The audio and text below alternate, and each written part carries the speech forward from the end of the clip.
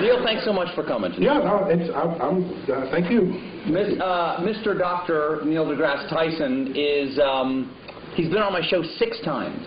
And often when I come out to greet the audience before I do my show, they ask me, who's your favorite guest of all time? And I say, not just for volume, but it's Neil deGrasse Tyson. Because not only do I love what Neil knows, but I love that he loves what he doesn't know. Always interested in the next thing to learn. Oh, yeah. And always roll to whatever idiocy my character wants to throw on him. I think the only time I ever surprised you, as you told me a little while ago, was I asked you, should scientists go to Argentina or hike the Appalachian Trail? Yeah, I want people to talk about them. The universe talking there. The universe amplified. Yeah, that one, I missed that one. Yes, you'd missed that news story. Yeah. See, to go on a show, it seems like the hardest interview ever. I have to, I'm laden with current events just to mix with my science, because I don't know where he's going to come at me. And I got to be, ready with 7 tennis rackets to hit it back. And I'm upset because that one news story, remember with the guy, was it South Carolina guy? Who remembers? He goes to Argentina and becomes well known for having done so, and you asked me straight out, should scientists visit Argentina more often to become better known? And it just went, you aced me on that one. You're welcome. Now, Neil, we've got a lot to talk about tonight. Yeah. A lot of subjects. Science is a big thing. But I want to start off with, this is not a bribe. I want to start off with... Look, these chairs, I see myself sliding. No. Exactly. When you first walked in, I said, oh, welcome to the barn raising. I feel like we're speaking before the Amish tonight. Now it's going to make it tough to talk about science and technology. All right, Neil, I want to start. I want to start in a broad way. Are you tweeting now, or are you actually trying to interview me? No, I'm just looking at photos of myself. Oh, get a little work done. I need a little freshen up. Now, let me ask you a very basic question. Science, from scientia, in Latin, meaning knowledge. I didn't take Latin, but I'll take your word for it. Is it better to know or not to know? I think, well, my blunt answer is it's better to know. All right. But that is debatable, though. Well, I said it's my answer. Yeah. I mean, somebody else might have a different answer. For instance, Oedipus might have a different answer. Yeah. Yeah, I mean, I think... Is knowledge always a good thing? I have to say yes. Why? Because it empowers you to react and possibly even to do something about it if something about it needs to be done. Okay, but who we are is what we know, right? Part of who we are is what we know. And our identity is often based on how we see the world. Yes, our personality for sure. And if we learn something that does not jive with how we think about the world, won't we have to re-examine who we are? Yeah, it could mess you up. Yeah. Once again, I'll go back to Oedipus. He plucked his eyes out rather than know anymore. Yeah, well, people back then, they did stuff like that. Yeah, people back then, not people today. So I think there are people who would not know, who would rather. I remember the old days. I don't know if it still happens. A doctor would find out if you had cancer, they wouldn't tell you. They wouldn't tell you. Give it to me straight, Doc. Yeah, and why would you even have to say, give it to me straight, unless there was a day when they didn't give it to you straight? If I have 5 years left, I want to know I have 5 years left. Because I'm going to, do something different in those 5 years. Neil? Yeah? I have some terrible news. But there are some people who don't want, there are some people who don't value science. And if they don't value science, are they valuing ignorance? Yes, but I will not pass judgment on them. What I will say is, if they are at maximal comfort in their ignorance, fine, except that they will not be the participants on the frontier of cosmic discovery. They will be disenfranchised. Hello? Hello? I'm sorry, I've got a phone call. Hello? Sorry, I have to take this. Hello? My mic isn't working? Hello? Now who's in control? So they won't be in control of the next, won't be participants. No, they won't. Not only will they not be on that frontier making any discoveries, they're not in a position to enhance their life for having access to those discoveries themselves. Can knowledge ever be a bad thing? I don't think so. What about actions that knowledge takes us to? Do you think that Oppenheimer, when the bomb went off, and he said, "I am become death, destroyer of worlds," do you think he perhaps questioned for a moment whether the knowledge they achieved that led to the creation of the bomb perhaps should have been left undiscovered? Do you know what he said in response to those kinds of questions? Yes. He said, because people said, have you usurped the power of God? Have you? And he said, if God didn't want this power to be there, he shouldn't have put it in the atom in the first place. Kind of an interesting point, I think.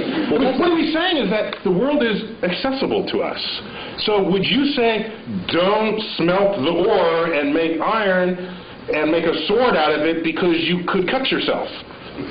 Back then, that's what you would, that's the counterpart statement from the Iron Age. And if you were around back then, you'd be sitting in this chair saying, don't make the sword, because you would unleash evil on the world. Okay, I'll step back from don't make the sword. How about don't lick the flagpole in February? Yeah, you will learn something. You will learn something, but at a price, Neil. That'd be data. It's a data cost. It is. Yeah. There is a data cost for that, isn't it? Yeah. Also, Adam and Eve. They ate of the tree of knowledge of good and evil, and they paid a price. Yeah. So God does put things into atoms he doesn't want us to know about. Yeah. However, I think I don't want to blame the knowledge. I want to blame the behavior of people in the presence of the knowledge. So maybe we need better knowledge management. Do you think that scientists you can applaud him. He's the hero.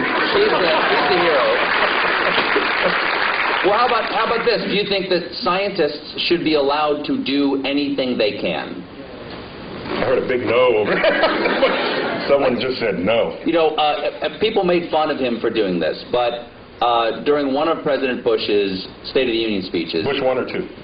Bush 2. Mm-hmm. He said he warned against man-animal hybrids, okay? And a lot of people, like me, made fun of that by showing pictures of, like, Senator Alligator Man going, boo, boo, yay, man-animal hybrids. But if scientists could make man-animal hybrids, wouldn't they? There are scientists who want to make man-animal hybrids. Should we make man-animal hybrids? I ask you, Senator Tyson.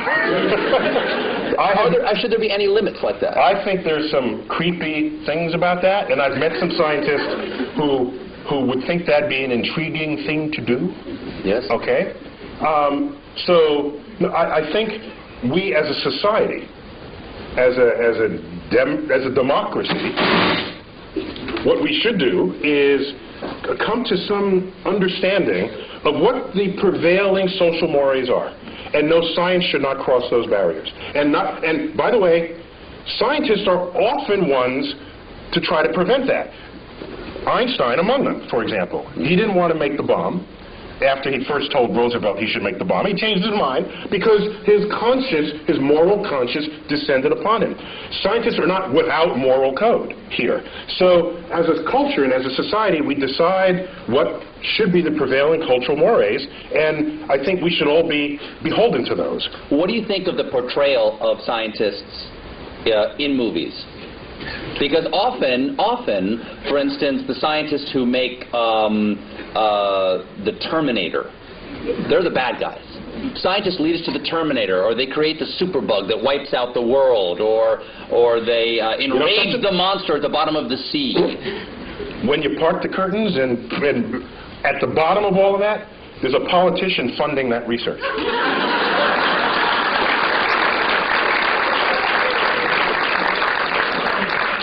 this working again? It is? No, it's not. He says yes, you say no. Yeah, we got it. We're getting bad data. Just trying to... We're good. That was good. That's good? You're good. Oh, yeah. You're good.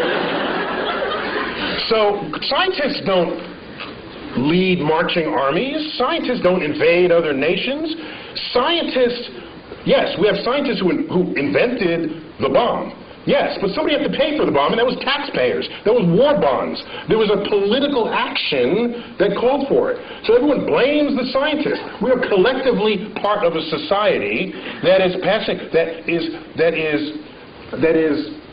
using or not using, to its benefit or to its detriment, the discoveries made by science.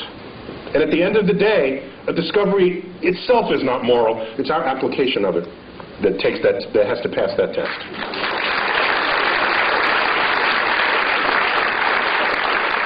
Would you agree that there's a distrust of science on a certain level in our country? I mean, unless it's, you know, going to grow my hair back. Yeah, Science... Or do other things to your anatomy, yes. Right, exactly. Yes. Science, exactly. Yeah. Science, I've gotten those emails. Science is sometimes distrusted because it is more complex than the average person can understand. I think that is the core of it. It's distrusted not because of what it can do, but because of because people don't understand how it does what it can do. And that absence of understanding or misunderstanding of the power of science is what makes people afraid of it. And so I remember back when they first split the atom, you know, shouldn't split the atom, or shouldn't, I mean, you hear this at every discovery that happens in science. There's a mystery to it. For example, irradiated foods. In France, they call it frankenfood, all right? Which is kind of a cute word when you think about it. But it makes food last longer, and you're healthier for it. You don't get sick from it. And so from it turning bad. In fact, NASA does it all the time. NASA can make a slab of meat. You wouldn't necessarily put this in your refrigerator, but NASA can make a slab of meat that'll last 30 years. I tasted it. And? Delicious? No, it was, you know, there's some restaurants' food reminds me of what that tasted like. But I'm just saying that just because you don't understand it doesn't mean it's bad for you. Go figure out how it works. That's why we need a scientifically literate electorate, so that when we go to the polls, you can make an informed judgment. And you can draw your own conclusions rather than turning to a particular TV stations to have your conclusions handed to you. Now, you know Arthur C. Clarke. Comedy Central accepted. Exactly. Okay. You know Arthur C. Clarke's famous dictum about sufficiently advanced technology. Yes, it is. Arthur C. Clarke had several laws of culture and the world, one of which was any sufficiently advanced technology is indistinguishable from magic. So, if something gets too complex for the average person to understand, it's magic. It's like magic. And you have powers that I don't trust, because I don't know what you're going to do with it next. Whereas if you understood how it worked, you say, hey, give me one of those. I mean, that's how that would work. That's how that plays out. Do you think that's where the debate over... I think that's where the debate over evolution and creation science comes, is that the complexity of evolution is so grand that it is hard to conceive of how the incremental changes come. And once something becomes so complex that I can't understand it, there's nothing between that and God saying, let it be. Well, one of the beauties of evolution is that complexity does not come about from complex ideas. The ideas are actually quite simple. And you can show on a computer how those simple forces can generate complexity given enough time and enough variation in environment, which is just what the history of the Earth supplies. So science literacy is an important part of what it is to be an informed citizen of society. Let's get away from our understanding of science, or lack thereof, and get to science itself. Okay. Okay. I'm with you. Here's a transition from talking about us mixing science and religion and getting back to science. Mm-hmm. God is truth, people think. Mm-hmm. Okay, some believe God is truth. Truth is beauty. Is there anything in science to you that is beautiful? Or rather, what is the most beautiful thing that you know of in science? E equals MC squared. Really? Oh, it's awesome. It is. So that equation doesn't just have a great publicist. It's actually... It Because everybody knows it, but also everybody knows Coke. You know, it's like the Coca-Cola of science. Yeah, you learn E equals MC squared before you even know what any of those symbols mean. You hear it in elementary school. It's a gorgeous thing. What is beautiful about E equals MC squared? First of all, tell everybody what all the pieces mean. Well, E stands for energy, M is mass. C squared is just the speed of light squared. That's just, ignore that for the moment. The thrust of that equation is that energy and mass are equivalent to each other, which means you can transmute one into the other and back. What makes it extraordinary is that that hardly ever happens in our everyday lives, yet it's going on all the time in the rest of the universe. And so we're in this little pocket where E equals MC squared is not visible. It's not visible. It's not happening in our lives. No. No.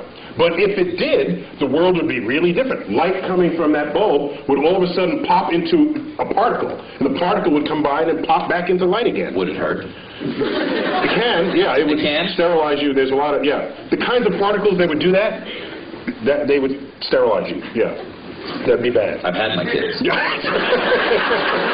it goes on in the center of the sun. It went on at the Big Bang. It goes on throughout the universe, wherever it's hot and heavy. Well, what is beautiful about it to you? It's simple.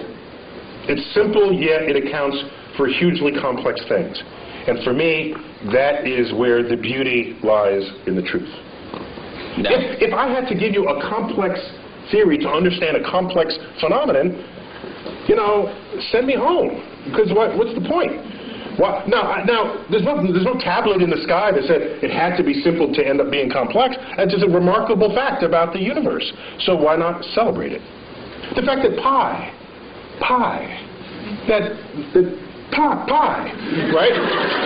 Let's say the numbers together. 3.14159.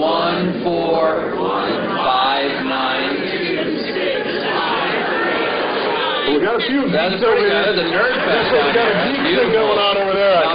Not bad. The fact that you take a circle of any size, a circle the size of the universe itself, and divide it by its own radius, and you get that number, that's beautiful. I have to pause, and I get misty thinking of this. That's just another one. That's the atoms and molecules in your body are traceable to the crucibles in the centers of stars that manufactured these elements over its lifespan, when unstable, on death, exploding its enriched guts across the galaxy, scattering it into gas clouds that would ultimately collapse and make a star and have the right ingredients to make planets and people. Which means we are part of this universe. As I've said many times, and this goes back, not only are we in the universe is in us. That is a profound concept. And I think it's the greatest gift that astrophysics gave culture in the 20th century. There's a research paper in 1957, and I say that because one of the authors just died, like 2 days ago, Jeff Burbidge. Burbidge, Fowler, and Hoyle. One of the most famous research papers that no one ever heard of. You know why, I think? Because it had 4 authors, not just one, and it took decades to figure out, and it wasn't just somebody burning the midnight oil, so it doesn't lend itself to poetry or screenplays, because it's a collaboration, so nobody wrote about it. But we knew that we are star stuff. We knew that we are stardust at the middle of the 20th century. That connects us to the universe like no other fact. That's beautiful.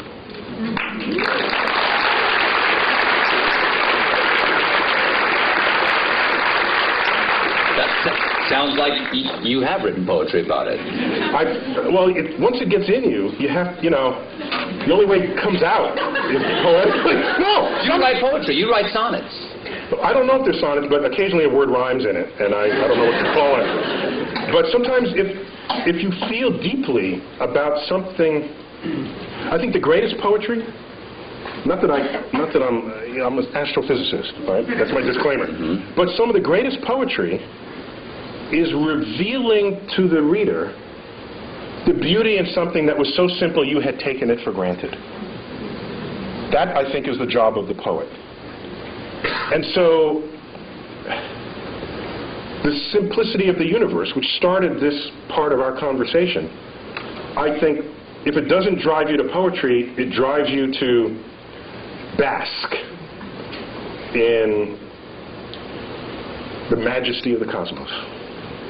So what drew you? You said that this is the beauty of astrophysics, or the gift that astrophysics gave us in the 20th century. What drew you to astrophysics?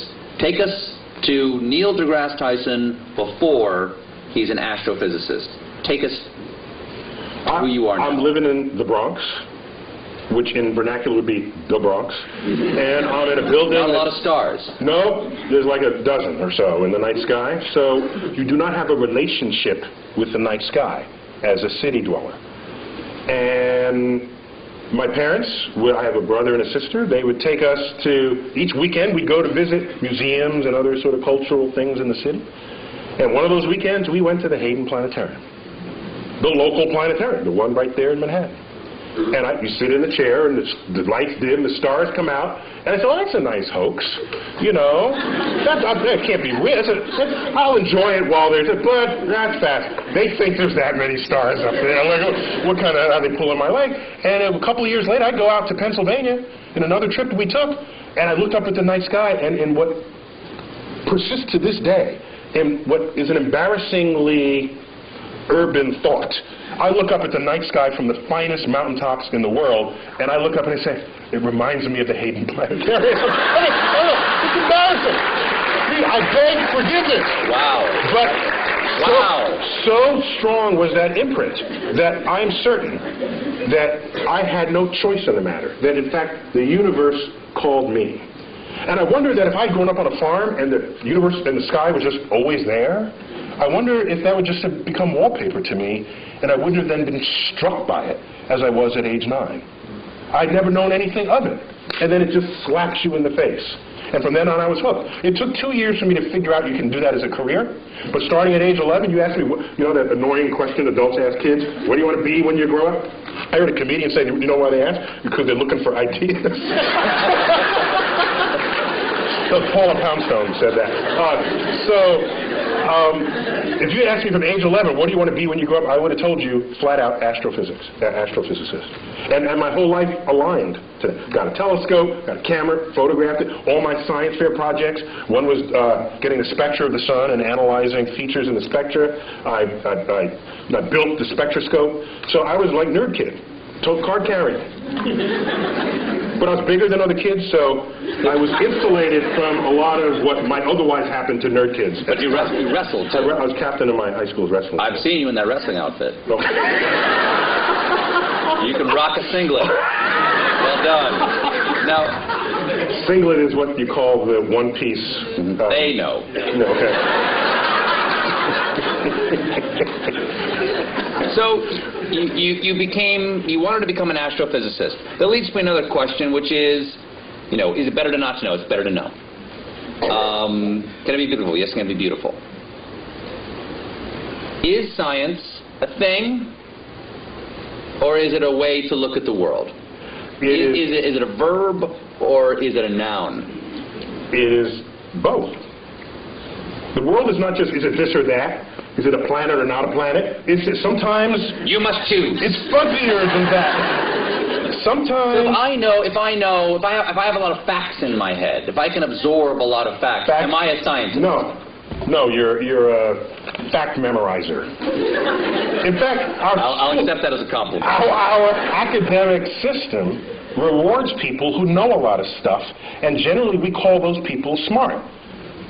But at the end of the day, who do you want? The person who could figure stuff out that they've never seen before, or the person who could rattle off a bunch of facts? At the end of the day, I want the person who could figure stuff out. And science... If we're trapped on an island. Exactly. Exactly. The professor on Gilligan's Island? It's not a matter of how many facts he can recite. It's like, there's a coconut, and there's a thing, and you have a ham radio. That's exactly. Okay?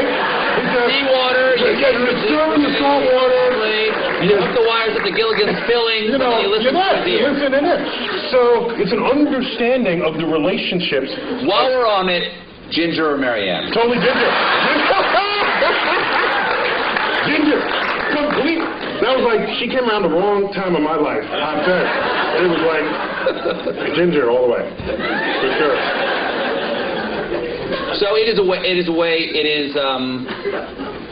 It's a way of approaching the world. It's a way not only of approaching the world, it's a way of equipping yourself to interpret what happens in front of you. I think of science, the methods and tools that enable it, as kind of like a utility belt that you walk around with.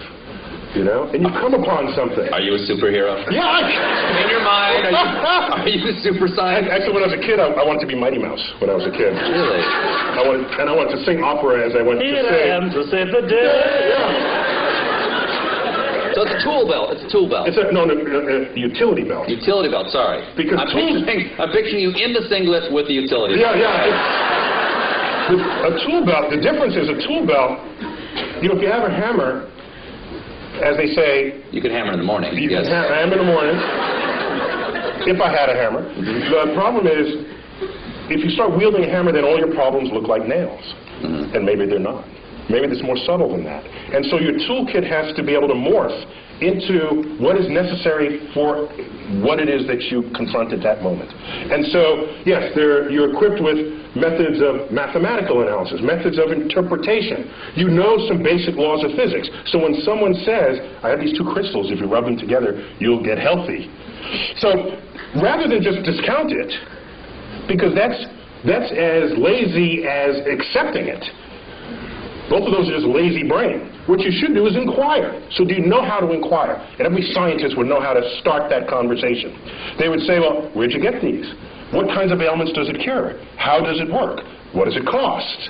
Can you demonstrate that it works? And you go through this whole, and at the end the person's in tears because they weren't prepared for that level of questioning. And so science literacy is vaccine against charlatans of the world that would exploit your ignorance of the forces of nature. Neil, if you don't like the crystals I gave you, you can just say it. And they're not working for you because you don't believe.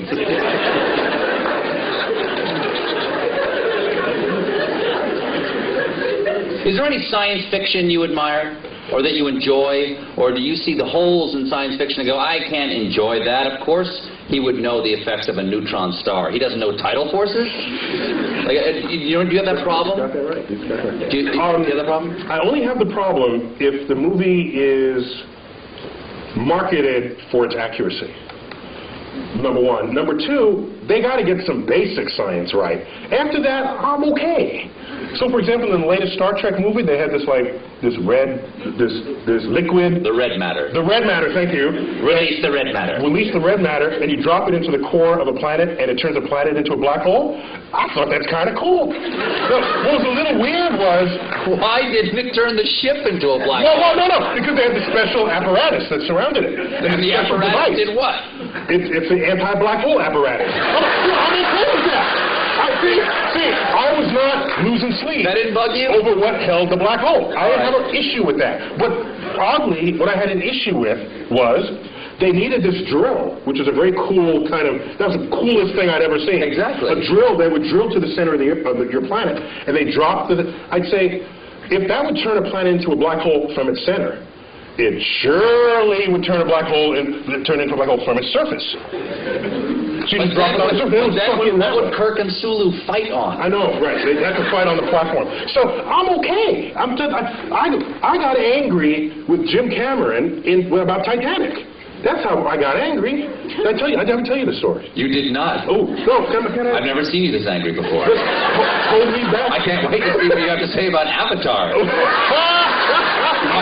You might turn blue with rage. Go on. So what was the problem with Titanic? There's a colleague of mine who saw Avatar, and he got home and he told his wife he wanted to paint her blue, and that didn't go over very well. Is she 10 feet tall?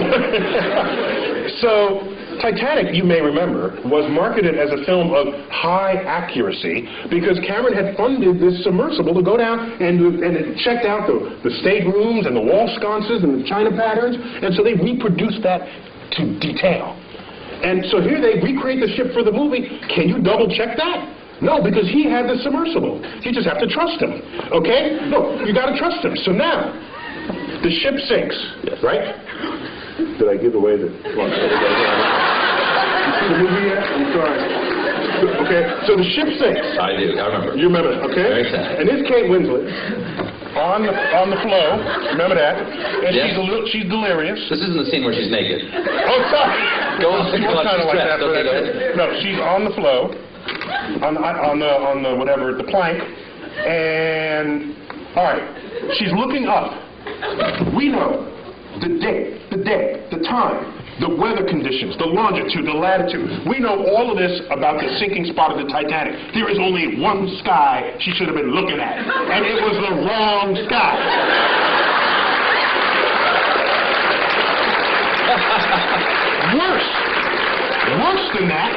Worse than that, the left side of the sky was a mirror reflection of the right side of the sky.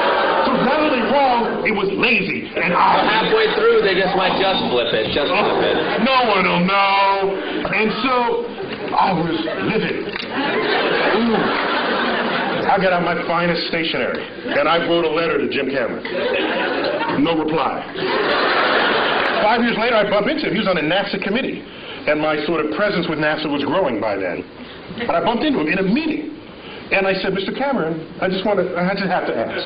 You know, the sky is not the right, what? And he says, well, actually that happened in post-production. So he's absolving himself of guilt. But I wanted him to grovel in front of my feet, which he did not do. Now, wait. So I was angrier after that. Later on, Wired magazine honors him for Discoverer of the Year, Explorer of the Year. And they want to hold their party at the Rose Center for Earth and Space. You come into my house and get the sky wrong. Okay? Is my microphone working? Or did it fall? You're loud enough, you don't need a microphone. There we go, it fell down. Can you hear me now? Fine, yes. Yeah, okay. So, he's in my house. And as a courtesy, they extended me an invitation to have dinner with a small group of them after this award ceremony. So I said, yeah. So, we go to dinner. There's 6 of us at the table. The wine is pouring. So, I said, Jim, I don't know if you remember, but I brought this up some time ago about the sky, and I wouldn't be so upset except that everything else you boasted was so accurate. And we can't even check how accurate that is, but anybody can spend $50 for a planetarium sky program and look at the sky and know that you got the wrong sky. What gives? And you know what he said? He said, last I checked, worldwide, Titanic has grossed $1.3 billion. Imagine how much more it would have grossed if I gotten the sky right.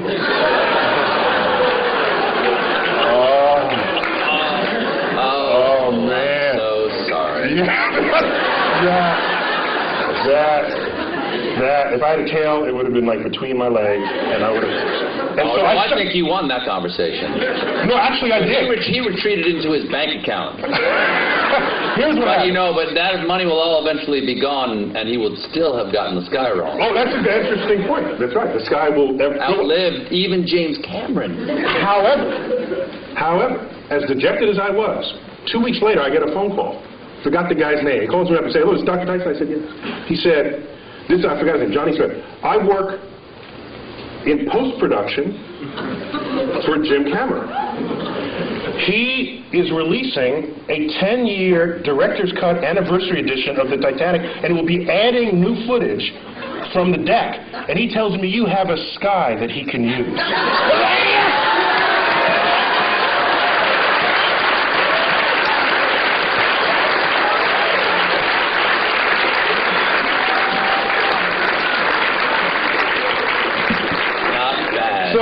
Not bad. You got your taste, right? You got a little taste. Yeah, right? it was good. Oh, no, I'm not. I'm a public servant. Yeah. I don't teach anything. Me too.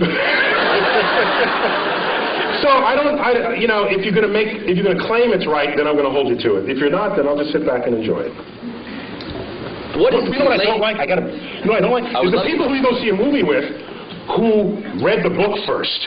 Get rid of them. They don't belong in the movie theater. All right? It's like, the book was better. Well, get the hell out of it. Get out of the movie theater. Go back to your book.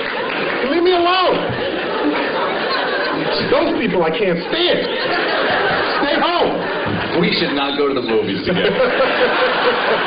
Now, okay, I got 3 different things. What is the latest discovery in astrophysics that we should all know about? One of my favorite. I got to go back maybe 6 months for that. 8 months, may I?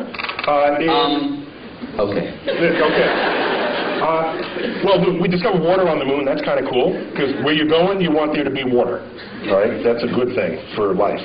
But what struck me the most, earlier in 2009, we discovered methane on Mars. Methane. If you have a gas stove and you live in a city, chances are it's methane. It's a flammable gas. You say, well, so what? Who cares? Except that methane is the byproduct. It's a part of the gaseous effluences of anaerobic bacteria, which on Earth operates deep in the intestinal tract of farm animals. That's a very scientific way of saying there are Mars parts. That's what you're saying. I didn't want to say it. Yeah. I You didn't. got a doctor in front of your name. You can't say stuff like that. I can't say stuff like that. But that means that is possibility, or is that yeah, there's life, but no one will come out and say it? It means while you can generate methane other ways, Such as well, it's sunlight. A combination of pressure, temperature, and energy source. You can manufacture methane. Magic. So, but chemical magic, yeah. Chemical magic. But it is a natural byproduct of bacteria that thrive in the absence of oxygen. And you don't have oxygen deep in your intestinal tract, neither do any farm animals. And if you're down under the... And Mars doesn't have oxygen. So it's tantalizing to think that maybe there are life reservoirs in aquifers beneath the Martian soils. Well, as I was saying before about is it better to know or not to know, and there are things about our own identity that we take from the knowledge that we have, Yes, we do. or the things that we don't know, the assumptions of things that are not there to be known. And instead of using the word identity, I'd say they have an impact on our ego. Yes. Because the more we learn about the universe, the smaller we get, all right? In time, in space, in size. And so if you go in... Not the way you just described it. The way you described it, you're a supernova. Well, That makes you bigger. Well, I think if you know about what's going on, then it's not mysterious and you're a participant in the unfolding cosmos. Otherwise, you are consumed by it and you fear it and you shun it. And you say, I don't want to know that I live on a speck called Earth, orbiting an undistinguished star in the corner of an ordinary galaxy in an expanding void of the cosmos. There are some happy thoughts in there, like understanding how that works, recognizing that the human brain figured that out. That's kind of cool. There's a lot we still don't know, but what we do know, I think we can sit proudly and celebrate what we know about the universe. Maybe now, not every one of us figured it. Took a few key people like Newton and Einstein, but we learned what they taught us, and each of them stands on the shoulders of giants that came before them, just as the quote goes. Let's celebrate it, not fear it. But if we found out that there was life someplace other than Earth, what do you think that would do to our identity or our ego? It may signal a change in the human condition that we cannot foresee or imagine. I think it would. Now, I think the issue would be not if we find bacterial life, which is kind of what we're looking for now. Bacterial life, there's no question about whether in our mind's eye we reign supreme over bacteria, although it can win. Bacteria, do you know in 1 linear centimeter of your lower colon lives and works more bacteria than the number of people who have ever been born in the history of the world? So in fact, we are just hosts for bacteria to lead their lives. So from the point of view of a bacteria, we're just a place to live, a dark, warm place to live. But we're a planet, and they don't believe there's bacteria in any of the other planets. Right, that'd be an interesting sci-fi novel. So the real issue is, if we find life on another planet that's smarter than we are, that would totally mess with our ego. That'd be the last, nail in the coffin of our ego. That used to be, well, we're humans, we're on Earth, and Earth is small, and the sun is insignificant. That'd be the last one, and I don't know how we'd be able to handle that. Do you think that there have been discoveries that have happened? For instance, I have heard discoveries that have changed our point of view about the universe that we are not aware of that they've changed. In other words, the change has been so gradual, we don't realize we see the world differently. Has E equals mc squared, because that's coming up on 100 years? I'll tell you. Yes, it is, actually. Well, no, we're past the age of... Last year was 100? No, 1905, so 2005. Okay. But So I got one for you. has that changed? I got one for you. In the 1920s, which was a watershed decade in the history of science, in that decade, we discovered that not only our galaxy, the Milky Way, is not the only existence of anything in the universe, that there are other Milky Ways out there. That recently? 1920s. Was it just the optics didn't exist for that? We needed a big enough telescope, and Edwin Hubble wielded all the glass that's necessary to accomplish that back in the 1920s. He said Hubble, before the telescope, was a man and had his own telescope, the biggest of its day, and he made that discovery. That there were these spiral fuzzy things in the night sky. We thought they were just local to us. There are whole other systems of stars, 100 billion stars unto itself, outside of our system.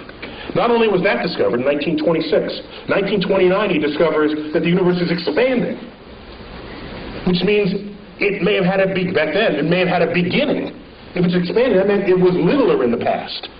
Well, there must have been a day when it was all together in the same place. Thus was born the Big Bang. Okay, so now, also in that decade, quantum mechanics, quantum physics was discovered. That is the science of the small, the science of electrons, protons, neutrons, particles, nuclei. At the time, you'd say, this is just physicists burning tax money. Because who cares about the atom? I got my horse to feed. I got kids. You got issues in society. Yet it's quantum mechanics that is the entire foundation of our technological revolution.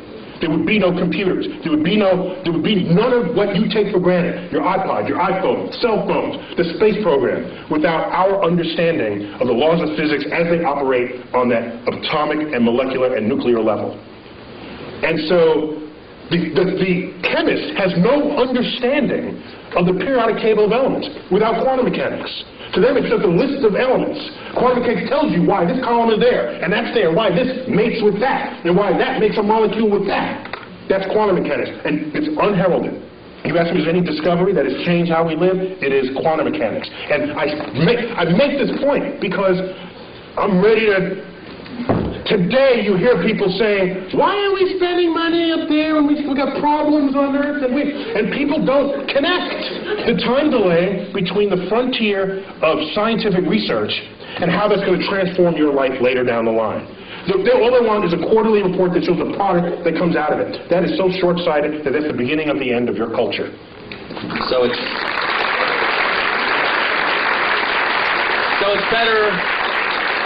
better to know.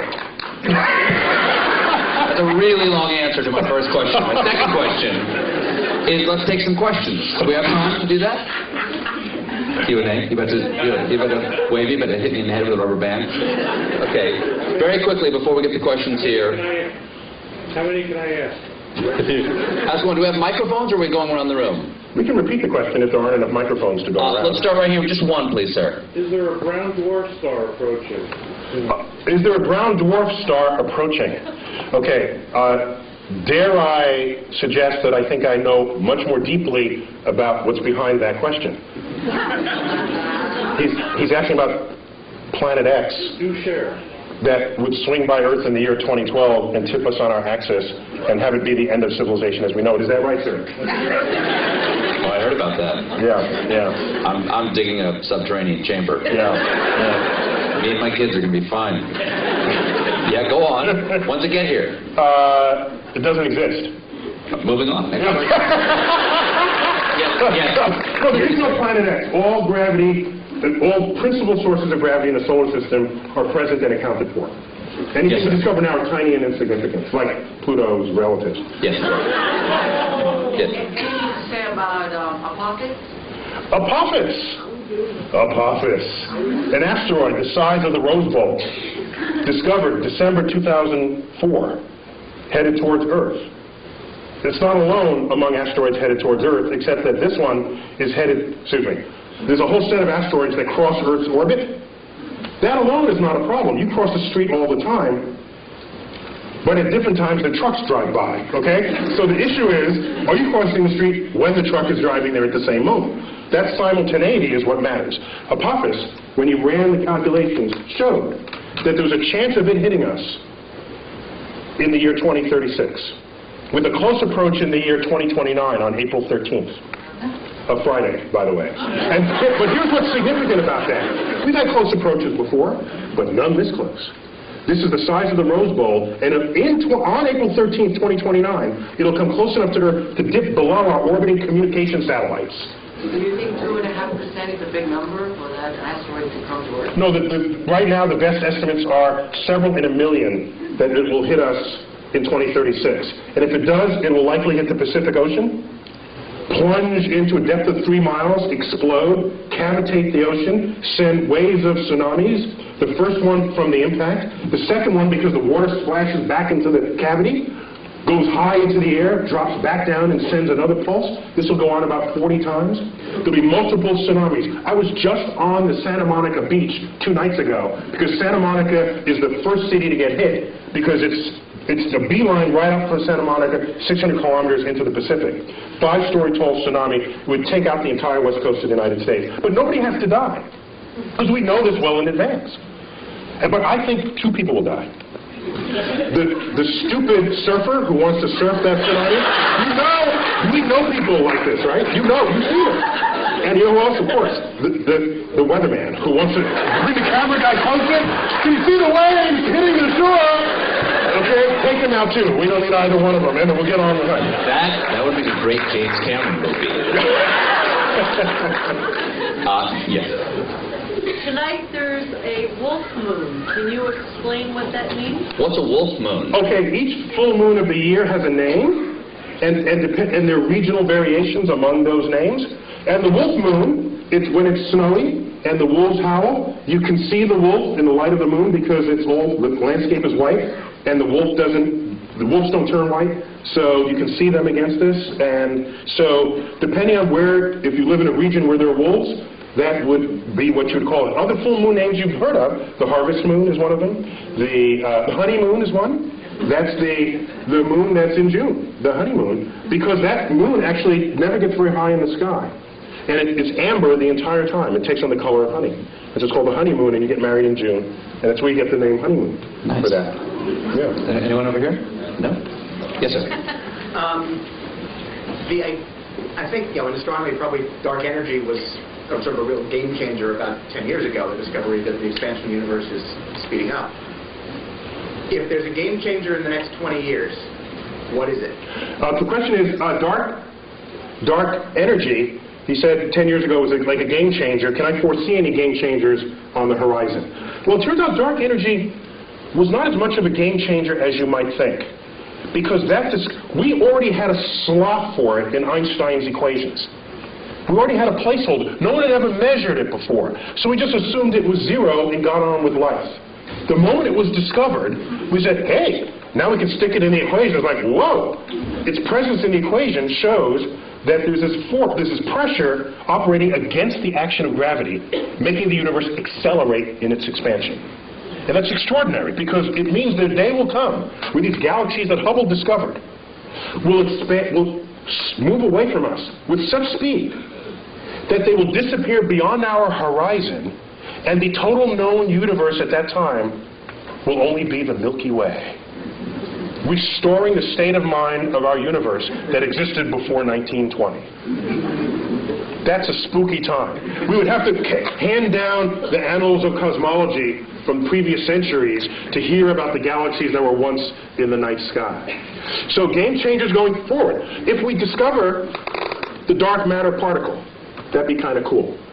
If dark energy and dark matter, because we don't know what's causing either one of them, but we measure them. So they are real in their action on the universe. We just don't know what it is. Okay? As this thing from the ether 100 years ago, we never measured it. We just assumed it was there. There was no data. It was just dark matter, dark energy. We can call it Fred and Wilma.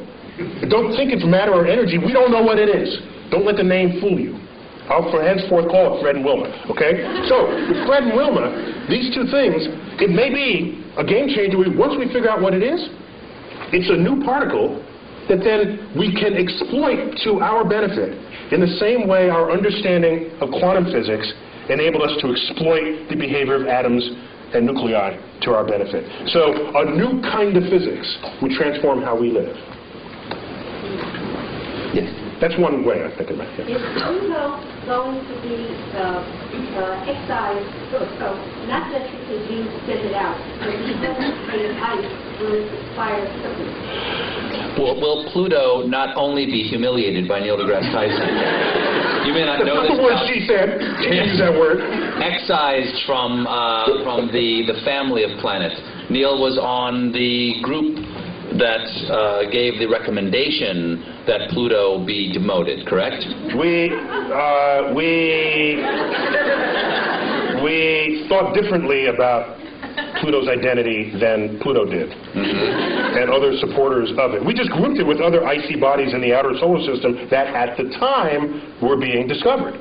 Don't shoot the messenger. Pluto was alone for 65 years, and so you can't have a category of one.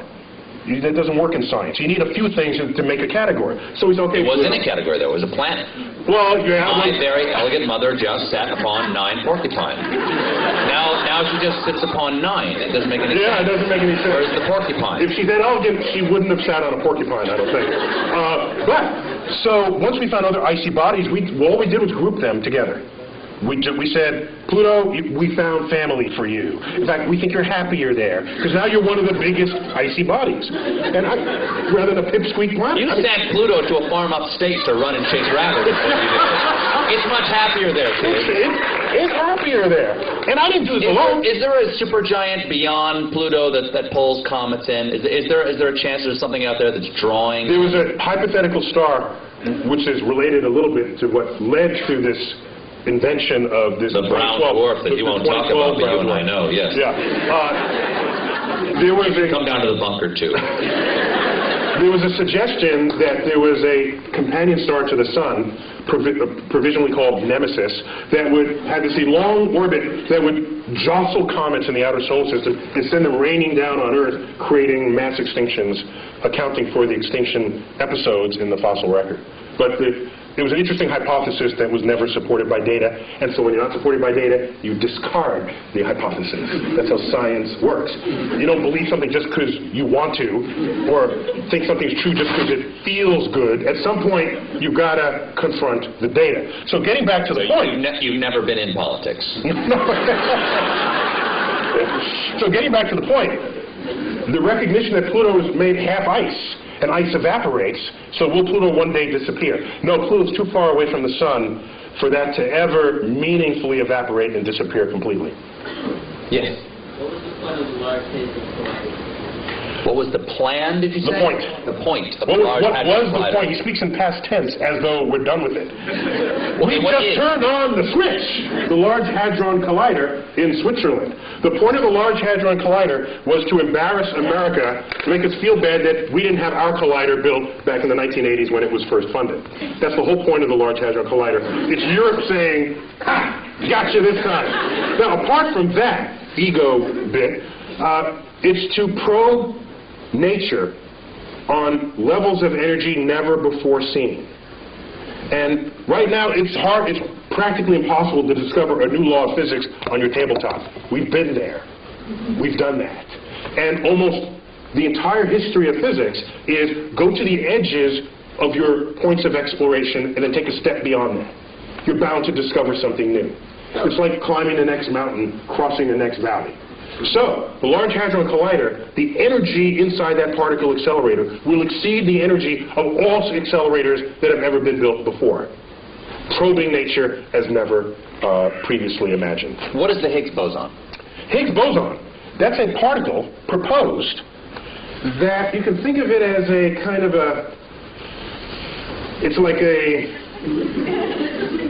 think of it like molasses. Okay? Okay, not molasses. It's a field through which all particles move, and the interaction of those particles with that field endows them with the mass that we measure for them. It is granting them the property of mass. We have yet to find this particle, but if we do... So mass is not explained presently. That's correct. We just measure... We don't know why we get fat. we don't know why something has mass right now. That's correct. And so now let me ask you something. If you build, let's say you build an equation this way. You've got an equation over here. You built it, and it's a house, okay? And you've got another equation over here that works. It's another house. But in your mind, you think, these two houses probably should be one house. You invent something that fits into the shape between the two houses, right? Yes. Like you've got a shape between the two houses. Okay, there's something in the universe that is the shape of the space between these two houses. Yes. Does that necessarily mean that thing is there? The history has shown that almost every time we propose something that connects one house to another, if those two houses themselves work, there's something in between them connecting the two. For example, in 1930s, we had this experiment with 1930s. Quantum physics is in place. We start probing the atom. We find out there's an atomic reaction, a nuclear reaction, where there's some missing energy. We account for all, and there's something missing. We say this much in here, and then it's missing here. And we swear we accounted for everything. Fermi comes up, a famous physicist, said, I bet there's a particle that came out of that reaction that escaped with the energy before you had a chance to measure it. E equals mc squared. Well, that would have endowed that particle with its energy to do so, the mass to do so. And even mc squared is in every one of these, it's all over the place. It's written with E equals mc squared. The point is, he hypothesized the particle, gave it the properties that it would have to account for what was seen. That's your conduit between the two houses. Then he says it's got to have this much energy, and it's got to be pretty hard to detect because we surrounded this in lead, and it just went straight through the lead. So I'm going to propose a particle that's hard to detect. And it's got to be little, because there's not that much mass, and it has no charge, so it's neutral. So he called them neutrinos, little neutral ones. He hypothesized. He said, let's look for them. 20 years later, they were found, neutrinos. And now we kept them coming out of these reactions. He built the porch, the walkway between the two houses. Practically every time you have two working understandings of the world, and they have to coexist in the same universe, there's something that's going to connect them.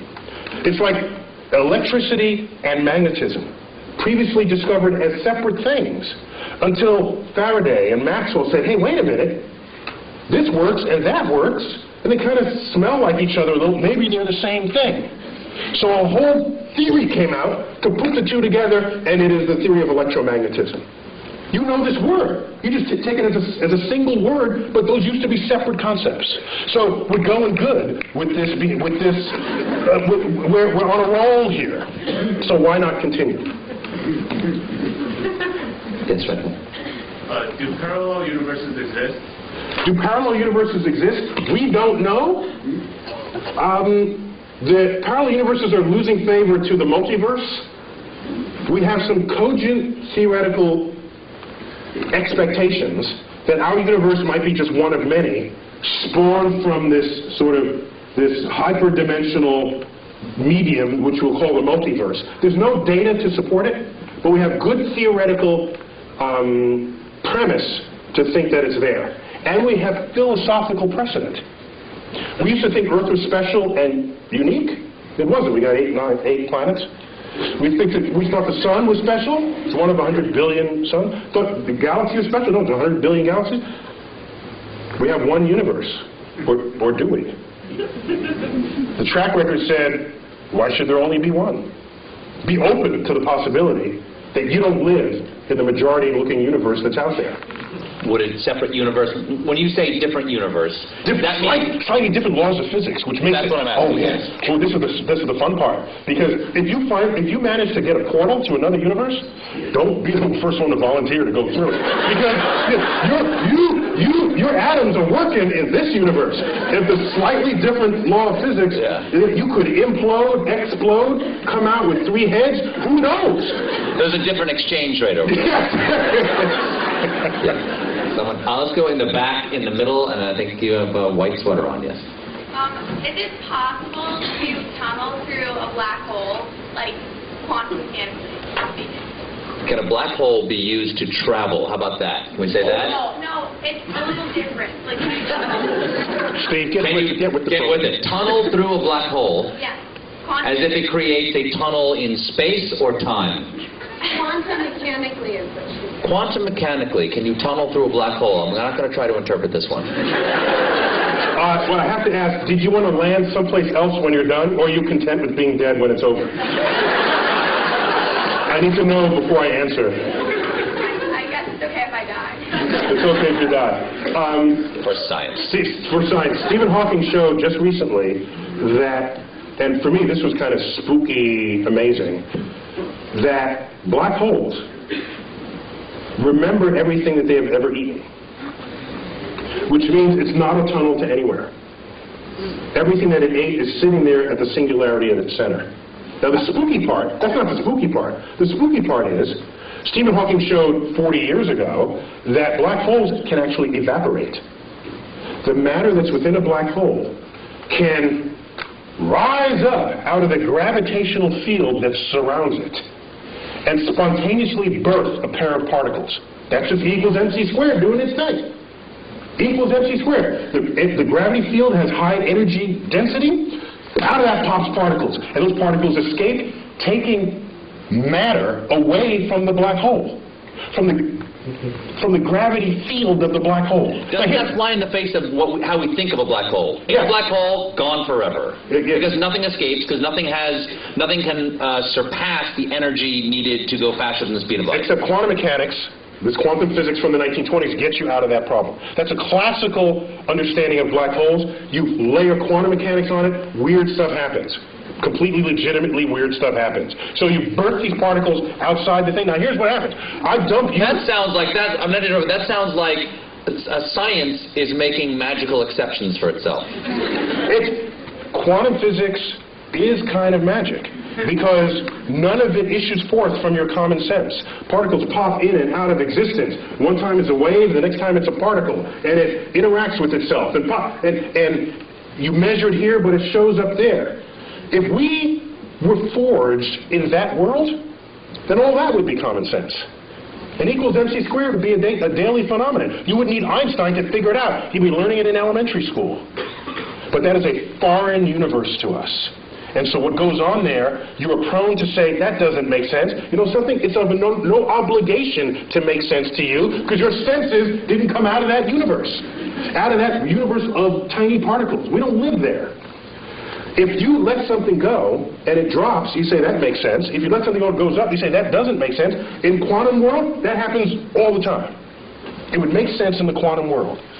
So I submit to you that if I take your body and dump it into a black hole, what Stephen Hawking showed is that all the particles that went into the black hole, let's say it's Stephen Colbert black hole, okay? No other contaminating bodies but your atoms in the center of this black hole. And I wait around, and out here in the gravity field, particles pop into existence.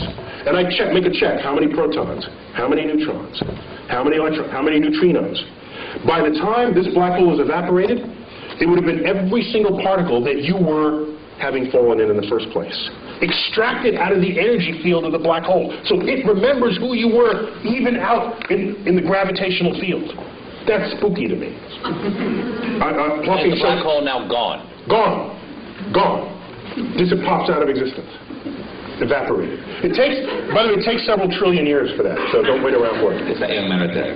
How do you figure all this out? Okay. How do you figure all this out?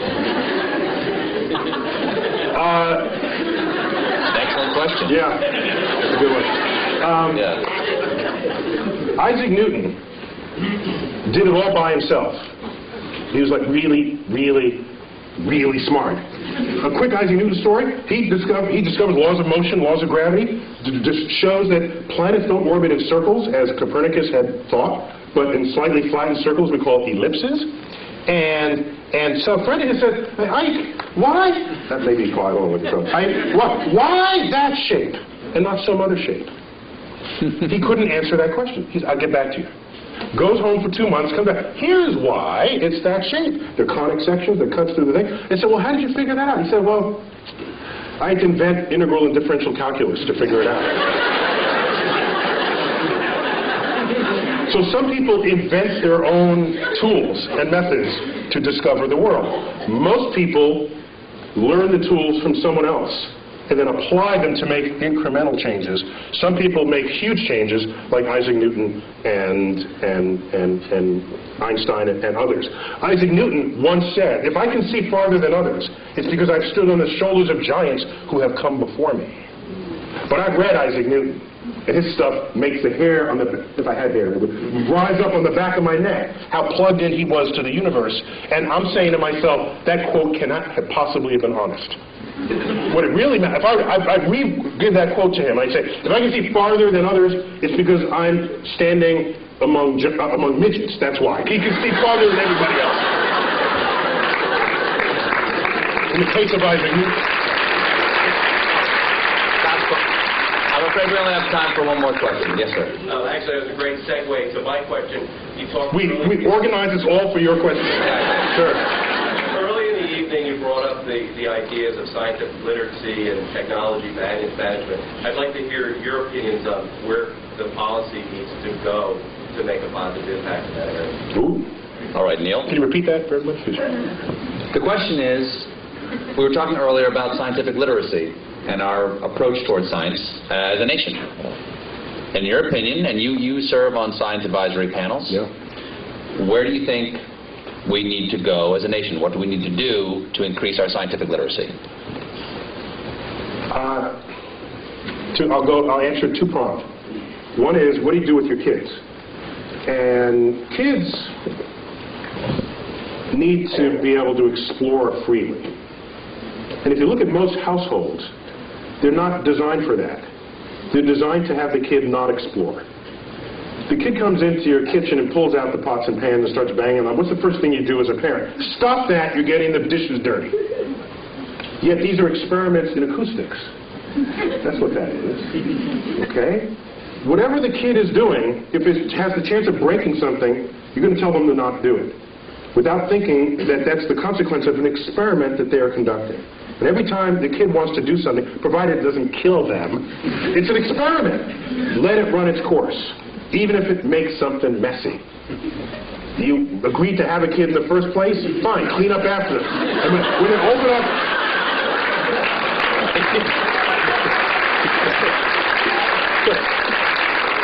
Because it's those seeds of curiosity that is the foundation of what it is to become a scientist. Now, I don't want everybody to be a scientist. That'd be a boring world. I want the poets, and I want the musicians, and we need that. And I don't have a... But I'm talking about promoting science literacy. And so the first step for the parent is to get out of the way. Allow the child to explore. They start playing in the mud. Don't do that in the mud. I just cleaned those pants. You're getting in the way of another experiment. They start plucking the petals off the flowers you just bought from the florist. And you say, stop that, I just paid $10 for the flowers? Had you let that continue, they'd find in the middle the stamen and the pistil, and they'd learn something about the flower. For $10. That's cheap. Derek Buck, one-time president of Harvard, once said, if you think education is expensive, try the cost of ignorance. And so that's got to start at home. In the schools, I don't have a problem with the fact memorizing, but don't equate that with what it is to be wise or what it is to be smart. Smart should be some combination of that, yes, but also, what is your lens on the world? How do you figure things out? And you promote that by stimulating curiosity. And I don't see enough stimulating curiosity in this world. This is a famous school right here. I saw the banner in the opening corridors. So you probably don't have that problem here, all right? But the whole world is not educated in this building. So a lot of change would need to happen in that regard. Now getting back to policy. I have tried. You do a simple Google, like YouTube and Tyson, my name, but put Neil so you don't get Mike, all right? Dining on someone's ear. Half of what ends up thrown onto YouTube are talks I've given where I'm trying to convince people, not only the public, but lawmakers and people in power, that investing in the frontier of science, however remote it may seem in its relevance to what you're doing today, is a way of stockpiling the seed corns of future harvests of this nation. And those seed corns, what they do is, whether or not you know it today, advancing a frontier, history has shown, has advanced the culture ever since the Industrial Revolution got underway. And we can speak more hegemonistically about it, that anyone who has embraced the powers of technology has enjoyed economic wealth, the likes of which the world has never seen, attendant with strength of security. Okay? And so people say today, they'll say, so suppose the next attack, terrorist attack, is like a chemical attack. Do you call out the Marines, or do you get your best chemists to figure out what to do about that? There's a point where your weapons are not as useful as the brain of the scientist who you could bring to bear on the problem. And so I see science and technology and creative investments in it as the most significant infusion to our economy that could possibly be conceived. The problem is it's not going to boost the economy next quarter. It's got a time horizon longer than most people have the patience for, and most politicians have the re-election cycle to be tolerant of. So what we need is a longer view on those investments. I don't want to have NASA going hand in hand trying to get money to stimulate the frontier of cosmic discovery. And that frontier now involves biologists in the search for life, chemists in understanding the soils of Mars, aerospace engineers. You know what I don't want to do? I don't want to stand in front of 8th graders and say, who wants to be an aerospace engineer so that you can design an airplane that's 15% more fuel efficient than the one your father flew? That's not going to get them. But if I say, who wants to be an engineer and design the airfoil that'll fly in the rarefied atmosphere of Mars, I'm going to get the best students in the class, and you know it, because that's an exciting project for smart people to work on, motivated people to work on. And when you have them, they invent stuff. They discover things. They transform the culture in which we live on a time horizon that is not easy to just tell someone in a one-sentence soundbite. And what I want is a level of science and cultural literacy that will allow the public to be able to think beyond the election cycle, to think for themselves and say, this is a good investment.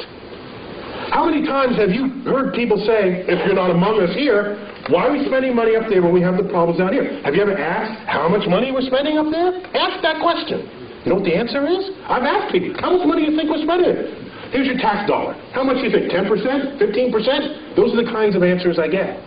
You know how much is getting spent? The rovers, the space station, the space shuttles, all the launch vehicles, all the NASA centers is 0.6 of 1 penny on your tax dollar. 0.6 of 1 penny pays for it all. And you're telling me, why are we spending money there and down here? If you need that money to solve these problems, you got some other problems going on. Okay? That's a whole other problem with society. So, I'm sorry, I'm getting off. So my point is, I think the greatest need is to be able to have the foresight necessary to make investments on the frontier of science, even if at the time you make those investments, you cannot figure out how that might make you rich tomorrow. Michael Faraday, in the 1840s, was the first one to pass a wire through a magnetic field.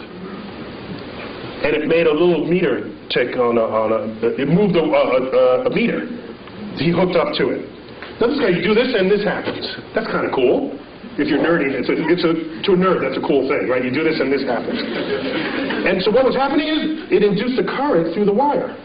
He showed his colleagues. It looked like just kind of a curiosity, a toy. Showed it to Parliament. They say, why, is this what we're funding? We're funding this toy? And this may be apocryphal, but it is said of Faraday, in response to this inquiry, said this, because they asked, well, what value is this to the British Empire and to the king? He said, I don't know what value it is today, but I know one day you're going to tax it. And in fact, that is the foundation of how all electricity is made today. And it would take another 60 years before electricity would come to homes. But who could have known it at the time? I don't want to be left behind. I will not leave you behind. Last thing I'll say. Yes. Last thing I'll say. The biggest news story last year to me was not the methane flatulence. No. The biggest news story happened December 22nd, something like that. I forgot what day. A press release comes out. Russia says they want to send a mission to deflect Apophis, the killer asteroid. Oh, yeah. By the way, I said if that hits, it's going to hit the Pacific, which affects us. Okay? Russia says we're going to launch a mission. We're going to start designing it now. We're going to fund it. Oh, by the way, the United States is welcome to join us. And people say, oh, that's nice, the little international thing. I'm saying, wait a minute. Something's wrong here. Aren't we the ones who are supposed to be starting missions and invite other people to join us? Isn't that how it's been? So that was a sign, one of many, that our significance and meaning on the world stage is fading. And it's fading fast. And it's not a cliff, it's just a fade. And the day will come where the rest of the world just makes their own decisions about the future of their own space exploration and technologies. And we're sitting back saying, hi fellas, can we join along? Neil, we already proved we can deflect asteroids in the movie Armageddon. Yes.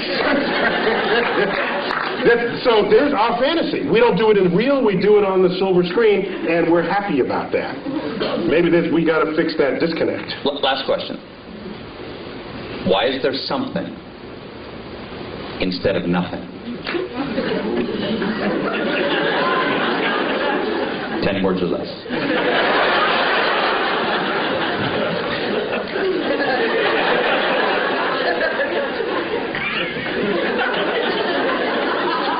Just because. So I got to do this in haiku then. Okay.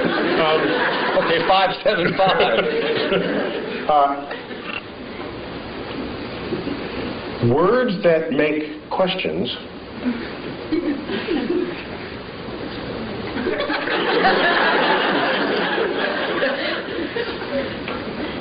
may not be questions at all. I am well rebuked. Neil deGrasse Tyson, it is an honor to have you here and an honor always to talk to you. Please, come on, give it up for Neil deGrasse Tyson.